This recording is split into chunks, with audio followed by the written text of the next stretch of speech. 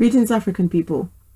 Recently, I came across some information or some knowledge as I was attempting to feed my mind. And it made me realize that I've been going about a lot of things the wrong way. Before I go any further, I'm going to read you a quote. It's from the Prince Niccolo Machiavelli. He said, "The man who tries to be good all the time is bound to come to ruin among the great number who are not good. A prince who wants to keep his authority must learn how not to be good and use that knowledge or refrain from using it as necessity requires." Once again, the man who tries to be good all the time is bound to come to ruin among the great number who are not good. So there are more people in the world who are not good. And again, we use the word good in a relative term. See, Black people have been bombarded with the message of good and evil, right and wrong, this and that. And based on this and other things that I have read, I'm beginning to understand why we are powerless and those who are in positions of power are that way. And for a long time, it created a kind of resentful feeling within me until I started to really examine the idea of power. So the thing that I read, one of the pieces of food that I was able to ingest recently, is that deception is a very critical component of power. So the idea that humans and animals have the ability to exist in this world, and even though we are from the same life force, we are different. Now, here's the difference between the animal and the human being. Human beings have the ability to lie and cheat. It is deception that has become a developed art of civilization and the most potent weapon in the game of power. This is a quote I'm getting from one of these sources.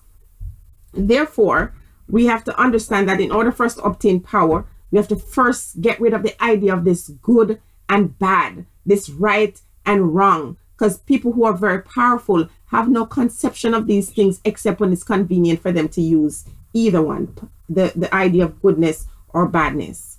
So one of the things that we lack is patience. Let me speak for myself. I'm not a very patient person, but I'm understanding that patience is a skill and it does not come naturally. Also, power is not natural.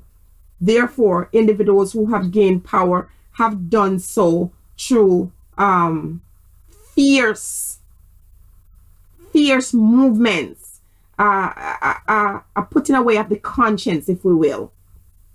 So what I'm trying to say here today is, if you want to become powerful, you cannot be aligned and associated to anything that is going to put this condemnation upon you to say, if you do this, if you want to become powerful, those people in the world who are powerful have had to exercise great cruelty, great deception.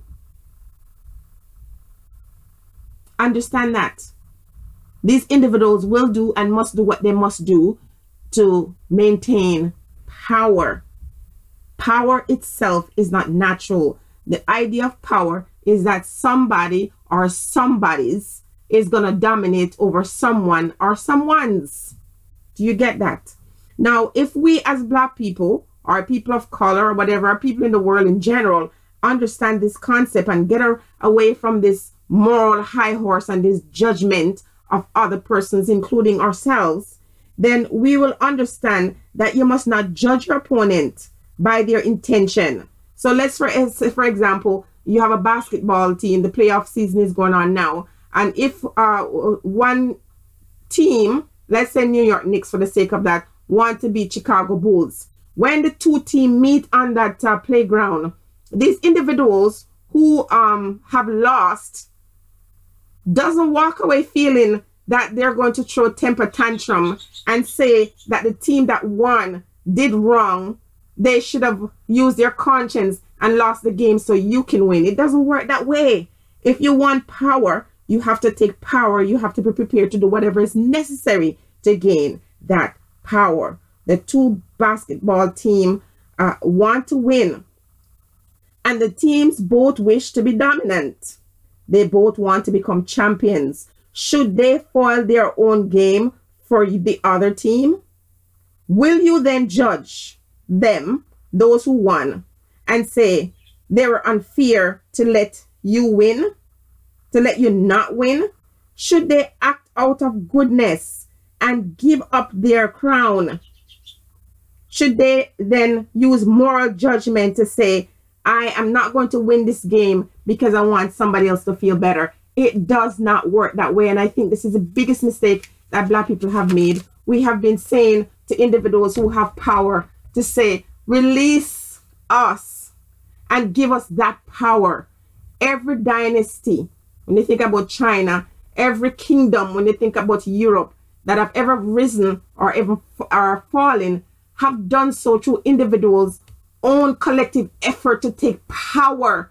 And there is no judgment, there is no condemnation for the person who wishes to have it so bad. They will not use conscience in that case, because if you want to win, you must be willing to do whatever is necessary for you to win. So I think it's just Black people who run around this whole world crying foul all the time, saying, why don't you let me win? You cannot win unless you're determined to win, and you have to do whatever is necessary to maintain that position, that power, and you cannot be religious. Those who win, watch how they move, watch how they think, watch how they act.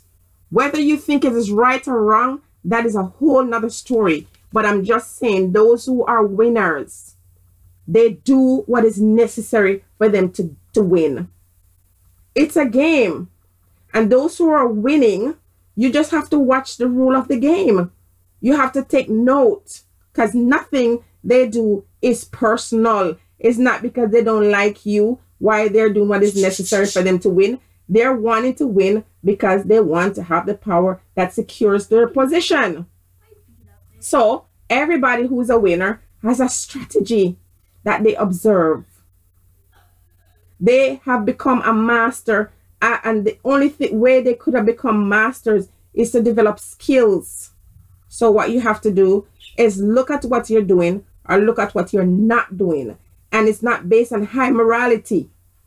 That's what's killing Black people.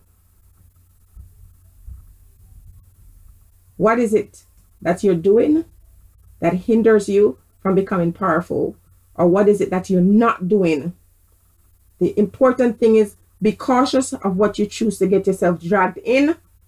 Make sure that whatever it is you're getting involved with, whosoever you're aligning yourself with, that you're willing to deal with the consequences. Fear gets nobody anywhere. And the winner is not going to surrender so that you can win. The person who wants power will do so at all cost. Question I have for Black people.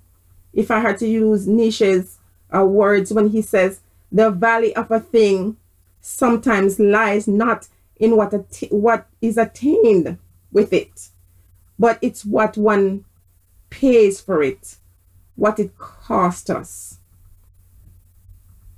The value of a thing sometimes lie not in what attained with it, but what one pays for it, what it cost us.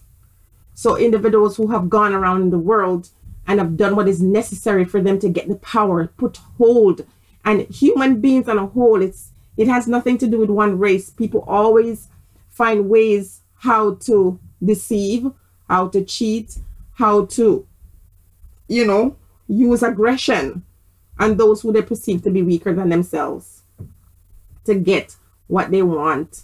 And there's no point in us crying boo-hoo. That's not helping you. What you've got to do is learn from the masters, watch their game, look at the strategy.